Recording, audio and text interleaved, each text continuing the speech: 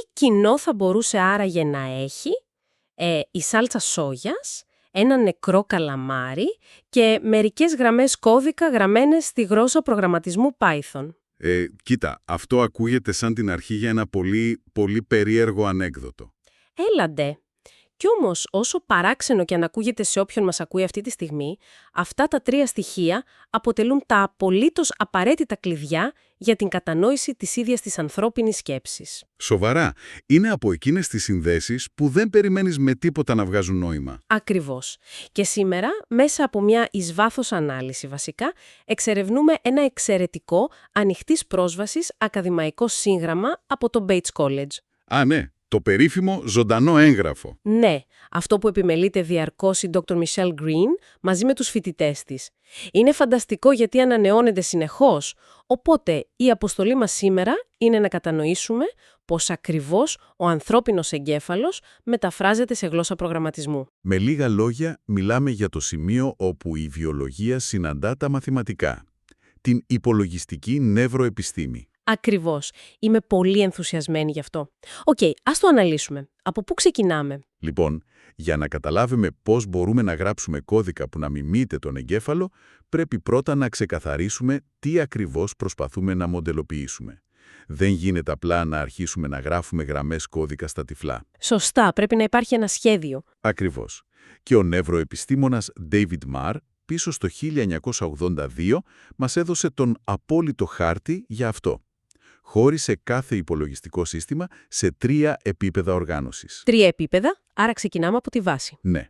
Το πρώτο είναι η υπολογιστική θεωρία, δηλαδή ποιος είναι ο στόχος του συστήματος, τι δεδομένα παίρνει και τι αποτέλεσμα πρέπει να βγάλει. Το δεύτερο επίπεδο είναι η αναπαράσταση και ο αλγόριθμος. Τα συγκεκριμένα λογικά βήματα για να λυθεί το πρόβλημα, ας πούμε. Μισό λεπτό, θέλω να σταθούμε λίγο σε αυτό το δεύτερο επίπεδο, τον αλγόριθμο, γιατί οι πηγές μας έχουν ένα φανταστικό παράδειγμα για να το καταλάβουμε. Λες για την πίτσα? Ναι. Ας υποθέσουμε ότι πρέπει να εξηγήσεις σε έναν εξωγήινο πώς να πάει να φέρει πίτσα από την καφετέρια του πανεπιστημίου, το περίφημο Commons. Σε έναν άνθρωπο λες απλά, φέρε μια πίτσα. Και ο άνθρωπος πάει και την φέρνει γιατί καταλαβαίνει το πλαίσιο. Ακριβώς. Σε έναν εξωγήινο όμως ή σε έναν υπολογιστή, αυτή η εντολή είναι εντελώς άχρηστη. Δεν έχει το γενικότερο πλαίσιο του κόσμου μας. Δεν ξέρει καν τι είναι η πίτσα. Ούτε τι είναι η καφετέρια, ούτε τι είναι το περπάτημα βασικά. Έτσι. Άρα πρέπει να κατακαιρματίσεις την πληροφορία σε εντελώς μηχανικά βήματα. Του λες, προχώρα 20 βήματα δυτικά, σκανάρε το πλαστικό τετράγωνο στο μηχάνημα, στρίψε αριστερά στον σταθμό του φαγητού, άπλωσε το χέρι και πιάσε το τρίγωνα κομμάτι. Είναι μια τυφλή λογική αλληλουχία βημάτων. Και αυτός ακριβώς είναι ο τρόπος που αντιλαμβάνεται ένας υπολογιστής τον κόσμο. Είναι κάπως τρομακτικό αν το σκεφτείς. Είναι. Και αυτό που είναι συναρπαστικό εδώ είναι ότι αυτή ακριβώς η τυφλή υπακοή σε κανόνες γεννά ένα τεράστιο φιλοσοφικό ερώτημα. Πάμε στα βαθιά τώρα. Ναι. Ένα ερώτημα που τέθηκε δεκαετίες πριν υπάρξουν καν οι σύγχρονοι υπολογιστές. Το ερώτημα είναι το εξής. Αν ο υπολογιστής ακολουθήσει τέλεια αυτά τα βήματα και φέρει τελικά την πίτσα, κατανοεί πραγματικά τι κάνει? Εδώ έχετε εκείνο το διάσημο νοητικό πείραμα του φιλοσόφου John Searle, σωστά? Το κινεζικό δωμάτιο. Ακριβώς αυτό. Ο Searle φαντάστηκε έναν άνθρωπο κλεισμένο σε ένα δωμάτιο. Αυτός ο άνθρωπος μιλάει μόνο αγγλικά. Δεν ξέρει ούτε μια λέξη στα κινεζικά. Άρα είναι εντελώς αποκομμένος από τη γλώσσα. Ναι, αλλά μέσα στο δωμάτιο έχει ένα τεράστιο βιβλίο με κανόνες στα αγγλικά. Κάποιος απ' έξω λοιπόν του γλιστράει κάτω από την πόρτα χαρτάκια με κινεζικά ιδεογράμματα. Και ο άνθρωπος μέσα τι κάνει? Κοιτάζει το σύμβολο, ανοίγει το βιβλίο των κανόνων, βρίσκει σε ποιο άλλο σύμβολο αντιστοιχεί, το ζωγραφίζει σε ένα νέο χαρτάκι και το δίνει πίσω. Οπότε για τον άνθρωπο που βρίσκεται έξω από το δωμάτιο και παίρνει τις απαντήσεις, φαίνεται σαν να κάνει μια τέλεια συζήτηση στα κινεζικά. Ακριβώς. Το δωμάτιο απαντάει απολύτως λογικά σε κάθε ερώτηση. Φαίνεται να έχει πλήρη νοημοσύνη. Περνάει το τεστ του Turing, θα λέγαμε. Ναι, αλλά ο άνθρωπος μέσα στο δωμάτιο εξακολουθεί να μην έχει ιδέα τι συζητάει. Δεν ξέρει αν παραγγέλει φαγητό ή αν αναλύει ποίηση. Έτσι ακριβώς. Απλώς ταιριάζει σχήματα, μετακινεί σύμβολα ακολουθώντας έναν αλγόριθμο. Ο Searle υποστήριξε ότι οι υπολογιστές κάνουν ακριβώς το ίδιο πράγμα. Έχουν τέλεια σύνταξη, δηλαδή ξέρουν τους κανόνες, αλλά δεν έχουν καθόλου σημασιολογία. Δηλαδή, καμία πραγματική κατανόηση του νοήματος. Σωστά. Είναι απλώς καλώδια που ακολουθούν εντολές. Περίμενε όμως λίγο. Αν το αποτέλεσμα είναι απολύτως τέλειο, αν το σύστημα λειτουργεί χωρίς το παραμικρό ψεγάδι και η συζήτηση βγάζει νόημα, έχει σημασία. Εννοώ, αν ο αλγόριθμος από μόνος του δεν φέρνει την κατανόηση, μήπως αυτό σημαίνει ότι η μαγεία κρύβεται στο τρίτο επίπεδο του Μαρ? Εννοείς στο υλικό, στο hardware. Ναι, δηλαδή, μήπως το γεγονός ότι ο δικός μας αλγόριθμος τρέχει πάνω σε, υγρό βιολογικό υλικό αντί για πλαστικό και πυρίτιο, είναι αυτό που δημιουργεί τελικά τη συνείδηση? Κοίτα, αυτή είναι μια πολύ δυνατή σύνθεση. Αν θέλουμε να δούμε αν η βιολογία κάνει τη διαφορά, πρέπει να εξετάσουμε από τι είναι φτιαγμένο το δικό μας μηχάνημα. Και ιστορικά, η ανακάλυψη αυτού του hardware, του πώς λειτουργούν τα νεύρα μας, θυμίζει γοθικό μυθιστόρημα τρόμου, ειλικρινά. Ναι, μιλάμε για πειράματα που σήμερα φαίνονται εντελώς μακάβρια. Πραγματικά. Το 1791 ο Λουίτζι Γκαλβάνι κάνει κάτι απίστευτο. Εφαρμόζει ηλεκτρισμό στα πόδια νεκρών βατράχων και βλέπει τους μύστους να συσπώνται βία. Σαν άλλος Φράγκενστάιν. Ακριβώς. Είναι κυριολεκτικά η εποχή που ο κόσμος πίστευε ότι ίσως ο ηλεκτρισμός είναι η σπίθα της ίδιας της ζωής. Και λίγο αργότερα, ο Χέλμχολτς κατάφερε μάλιστα να μετρήσει την ταχύτητα αυτής της ηλεκτρικής μεταβίβασης στα νεύρα. Που απέδειξε ότι όντως τα νεύρα μας επικοινωνούν με ηλεκτρισμό, δεν ήταν απλά μαγεία. Ναι, αλλά θέλω να καταλάβω τον μηχανισμό, πώς αυτό το ηλεκτρισμένο κρέας που έχουμε μέσα στο κεφάλι μας παράγει και μεταδίδει ρεύμα. Δεν έχουμε μπαταρίες μέσα μας. Όχι, δεν έχουμε μπαταρίες, αλλά έχουμε το δυναμικό ενέργειας. Action potential στα αγγλικά. Αυτή είναι η βάση όλων. Σκέψου ένα νευρικό κύτταρο όταν ξεκουράζεται. Οκ, το φαντάζομαι.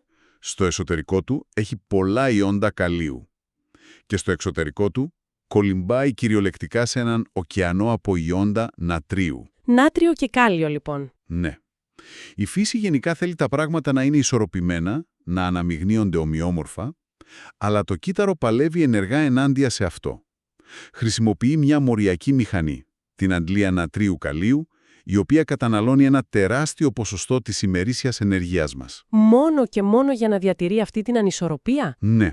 Πετάει συνεχώς το νάτριο έξω και κρατάει το κάλιο μέσα. Δημιουργεί επίτηδες αυτή την ένταση. Άρα είναι σαν να τεντώνεις ένα λάστιχο. Το τεντώνεις και το κρατάς τεντωμένο με το ζόρι, καταναλώνοντας ενέργεια, περιμένοντας τη στιγμή να το αφήσεις να εκτιναχθεί. Ακριβώς αυτή είναι η τέλεια αναλογία. Αυτό ονομάζεται δυναμικό ηρεμίας. Το εσωτερικό του κυτάρου είναι αρνητικά φορτισμένο σε σχέση με το εξωτερικό. Εδώ λοιπόν μπαίνει στο παιχνίδι η εξίσωση Nernst. Που υπολογίζει ακριβώς αυτή την ισορροπία. Σωστά? Σωστά. Αυτή η εξίσωση μας εξηγεί το σημείο όπου η χημική δύναμη εξισορροπείται από την ηλεκτρική δύναμη. Όταν λοιπόν ένα κύτταρο διεγερθεί και η τάση αλλάξει έστω και λίγο, ανοίγουν κάποιες μικροσκοπικές πύλες στην επιφάνειά του. Και επειδή το λάστιχο ήταν τεντωμένο, υποθέτω, γίνεται χαμός. Εντελώς. Το νάτριο, που είναι θετικά φορτισμένο, ορμάει μέσα στο κύτταρο σαν χιονοστιβάδα. Αυτό κάνει το εσωτερικό του κυτάρου να γίνει ξαφνικά πολύ θετικό. Μια διαδικασία που λέμε αποπόλωση. Και πώς αυτό δημιουργεί το σήμα που ταξιδεύει? Το κρίσιμο είναι πως αυτό λειτουργεί ως κύκλωμα θετικής ανάδρασης. Positive feedback loop. Δηλαδή το ένα φέρνει το άλλο. Ναι. Όσο περισσότερο θετικό νάτριο μπαίνει, τόσο πιο θετικό γίνεται το περιβάλλον. Γεγονός που αναγκάζει ακόμα περισσότερες πύλες νάτριου να ανοίξουν. Είναι μια εκρηκτική αλυσιδωτή αντίδραση. Αυτό είναι το ηλεκτρικό μας σήμα. Και κάπου εδώ φτάνουμε στο αγαπημένο μου, ίσως το πιο τρελό κομμάτι των πηγών μας, που κάνει αυτή τη χημική αντίδραση απολύτως ορατή. Μιλάω φυσικά για το καλαμάρι ζόμπι. Ναι. Ξέραμε ότι θα φτάναμε στην περίφημη σάλτσα σόγιας. Λοιπόν, ακούστε αυτό. Αν κάποιος έχει ένα νεκρό, αποκεφαλισμένο καλαμάρι στο πιάτο του, πρόσφατα νεκρό βέβαια, όχι από μέρες, και ρίξει πάνω του σάλτσα σόγιας, τα πλοκάμια του καλαμαριού αρχίζουν να συσπώνται και να χορεύουν βία. Μοιάζει σαν να ζωντανεύει μπροστά στα μάτια σου. Είναι μια τρομακτική εικόνα, αν δεν ξέρεις τι συμβαίνει. Ναι, αλλά ο λόγος δεν είναι κάποια μαγεία, είναι καθαρή χημεία. Η σάλτσα σόγιας είναι γεμάτη αλάτι, δηλαδή χλωριούχο νάτριο. Και επειδή το καλαμάρι είναι πρόσφατα νεκρό, τα κύτταρά του έχουν ακόμα αποθέματα ενέργειας. Το ATP είναι ακόμα εκεί.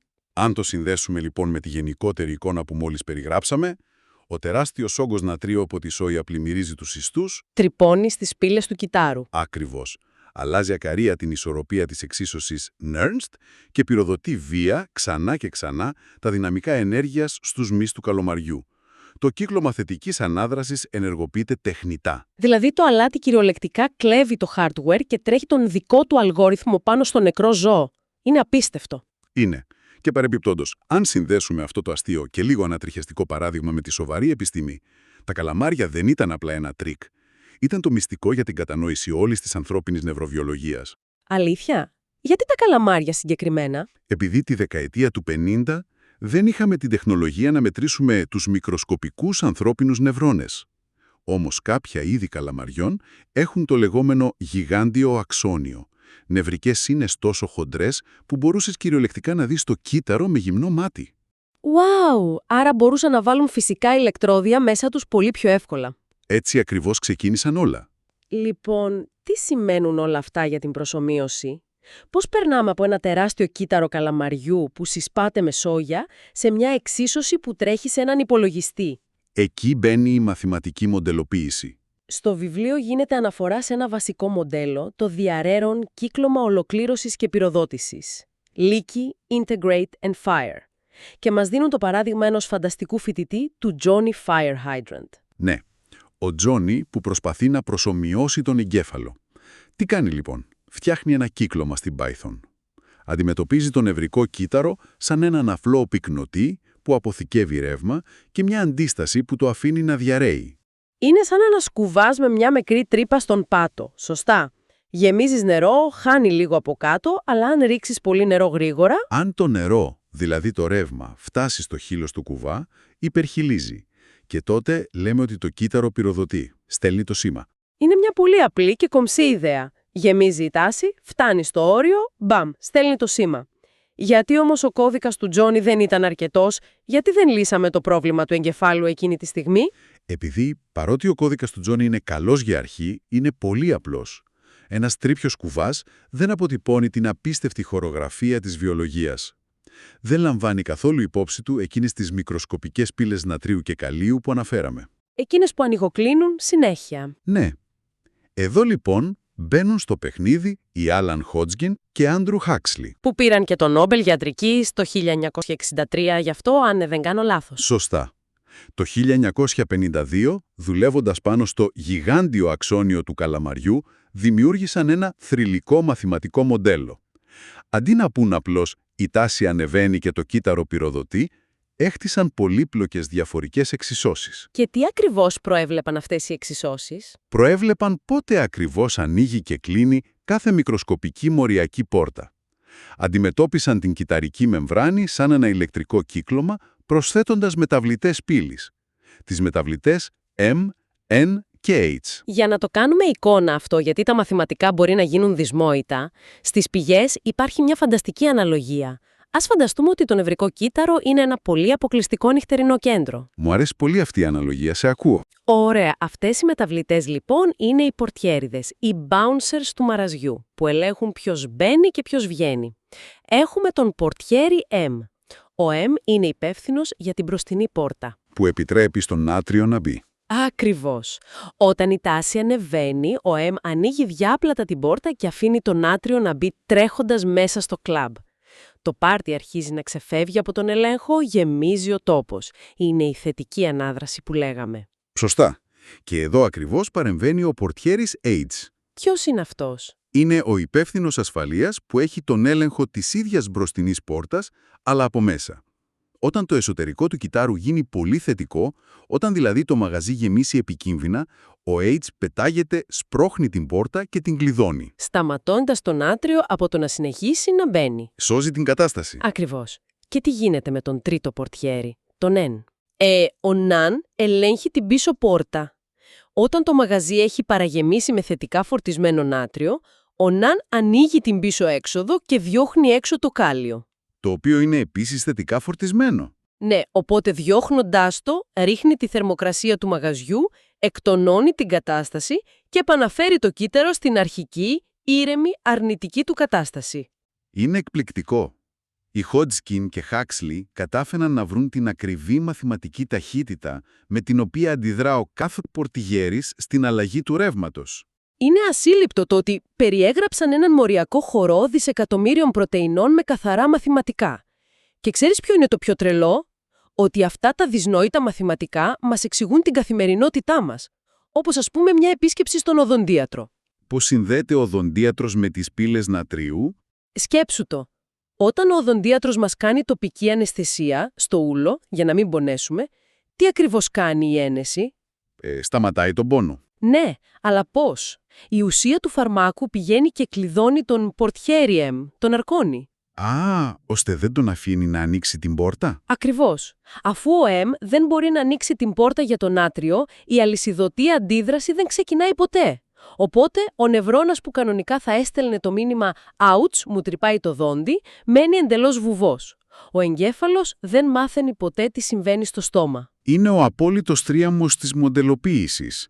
Αν δεν καταλαβαίναμε τη μηχανική αυτών των πυλών, δεν θα μπορούσαμε να επέμβουμε στοχευμένα με τη φαρμακολογία. Και εδώ είναι που γίνεται πραγματικά ενδιαφέρον. Τώρα που ξέρουμε πώς δημιουργείται το σήμα, η πυροδότηση, το spike που λέμε, τι σχήμα έχει αυτό το μήνυμα όταν τελικά φτάνει στον εγκέφαλο?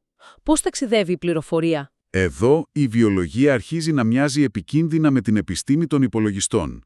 Οι νευρώνες επικοινωνούν με διαδικό κώδικα. Δηλαδή με 0 και 1? Ακριβώς.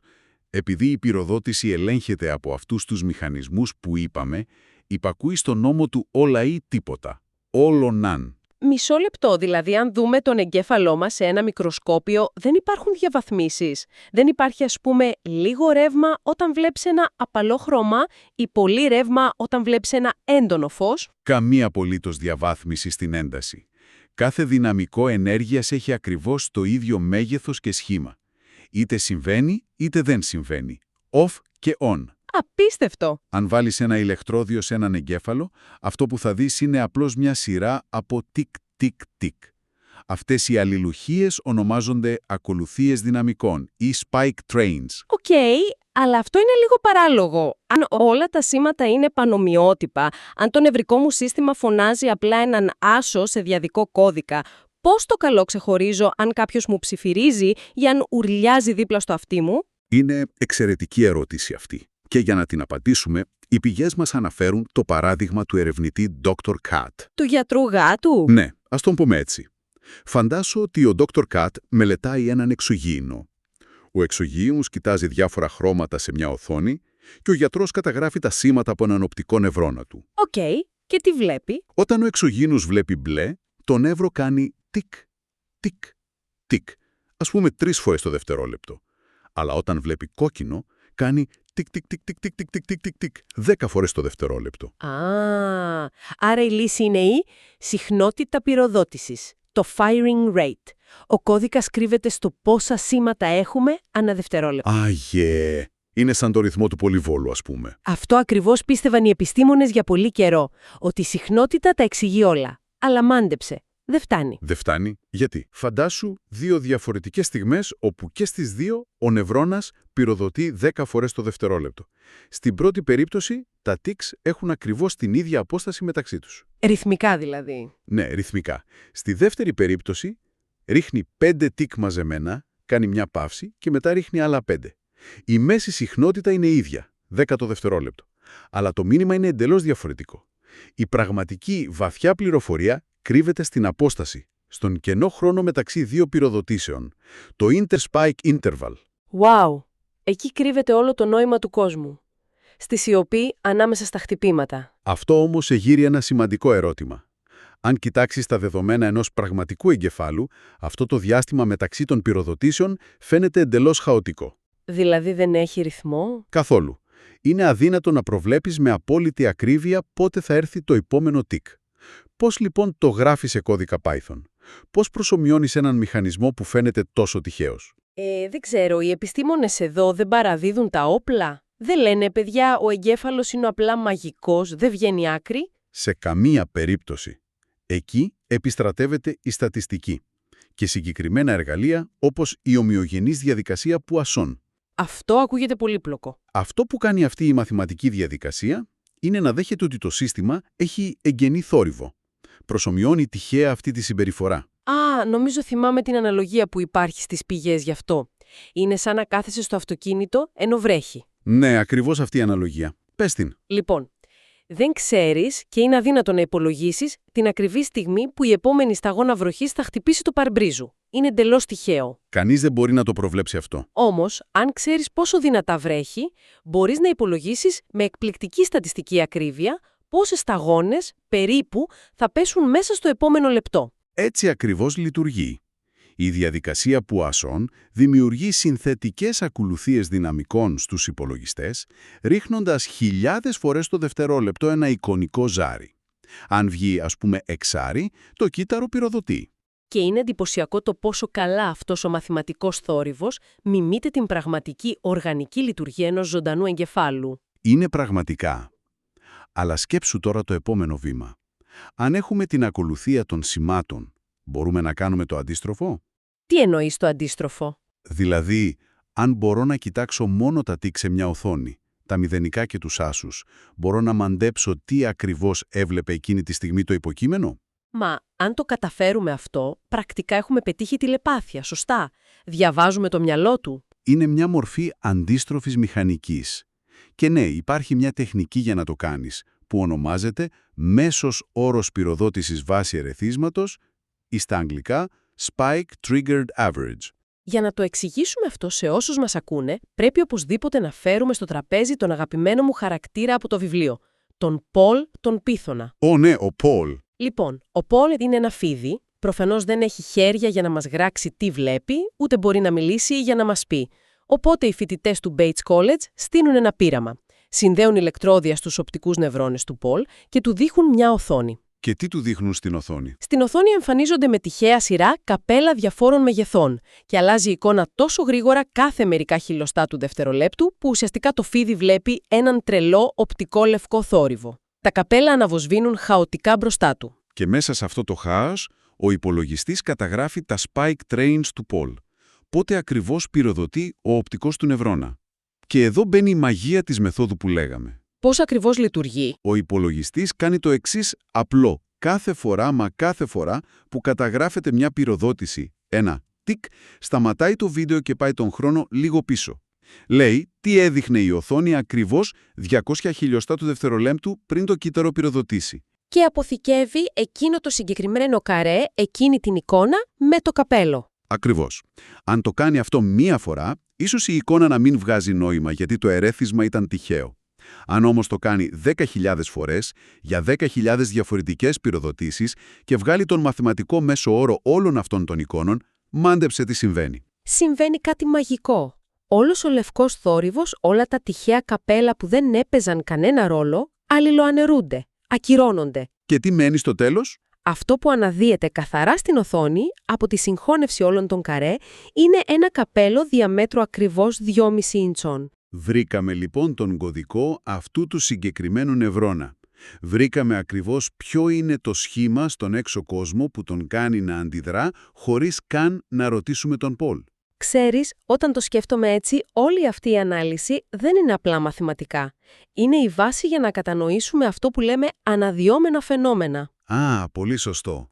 Εννοείς το πώς το σύνολο είναι μεγαλύτερο από τα μέρη του. Ναι, δηλαδή όταν νιώθουμε κάτι, χαρά, λύπη ή απλά όταν βλέπουμε ένα σμήνος πουλιών στον ουρανό, όπως ένα σμήνος από χήνες που πετάνε σχηματίζοντας ένα τέλειο γράμμα V. Χωρίς κανέναν αρχηγό να τους δίνει συντεταγμένες, σωστά? Ακριβώς. Ο τέλειος σχηματισμός αναδύεται απόλυτος φυσικά, απλώς και μόνο επειδή το κάθε πουλί ξεχωριστά ακολουθεί 2-3 απλούς κανόνες για το πώς να κρατάει απόσταση από το διπλανό του. Η πολύπλοκη ομορφιά του συνόλου αναδύεται από την αυστηρή απλότητα των μερών. Και με τον ίδιο ακριβώς τρόπο, η συνείδηση, η μνήμη, ίσως η ίδια μας η ταυτότητα αναδύονται από αυτά τα απλά διαδικατίκ των ηλεκτρικών σημάτων. Που ελέγχονται από κάποιους μικροσκοπικούς βιολογικούς πορτιέριδες νατρίου και καλίου.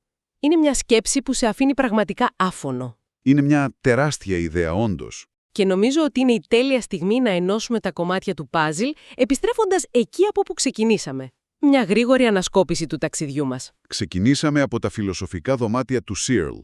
Είδαμε καλαμάρια να χορεύουν με σόγια και καταλήξαμε να γράφουμε κώδικα στην Python για να διαβάσουμε το μυαλό ενός εξωγήινου και ενός φιδιού που του αρέσουν τα καπέλα. Αν το πεις έτσι, ακουγόμαστε εντελώς τρελοί, αλλά όλα βγάζουν νόημα. Βγάζουν απόλυτο νόημα. Και θέλω να κλείσουμε με έναν στοχασμό που χτίζει πάνω στο μοντέλο των Hodgkin και Huxley και το κινεζικό δωμάτιο που αναφέραμε. Κάτι για να σκεφτεί όποιος μας ακούει. Σε ακούω. Ας υποθέσουμε ότι αύριο κάποιος ιδιοφυής προγραμματιστής καταφέρνει να γράψει ένα τέλειο υπολογιστικό μοντέλο του εγκεφάλου μας. Δισεκατομμύρια ψηφιακές πύλες νατρίου και καλίου αλληλεπιδρούν ακριβώς, μα ακριβώς, όπως το δικό μας κεφάλι, παράγοντας τα ίδια ακριβώς spike trains. Μιλάμε για έναν τέλειο ψηφιακό δίδυμο της βιολογίας μας. Ακριβώς. Το προκλητικό ερώτημα λοιπόν είναι το εξής. Αν αυτός ο κώδικας αρχίσει να τρέχει και του βάλουμε εικονική φωτιά για να δούμε αν πονάει, αλλά ξεχάσουμε να του προγραμματίσουμε την εικονική του αναισθησία, αυτός ο κώδικας θα νιώθει ψηφιακό πόνο? Θα βιώνει πραγματικά μια σιωπηλή, κρυμμένη μέσα στου σερβερ αγωνία? Ή θα είναι απλά ρεύμα σε ένα καλώδιο, τόσο άψυχο όσο μια τοστιέρα? Αυτό είναι. Ανατριχιαστικό, αν το σκεφτείς σοβαρά. Είναι. Και είναι κάτι για να μας κρατήσει ξύπνιους πολύ μετά το τέλος αυτής της εξερεύνησης. Μέχρι την επόμενη φορά.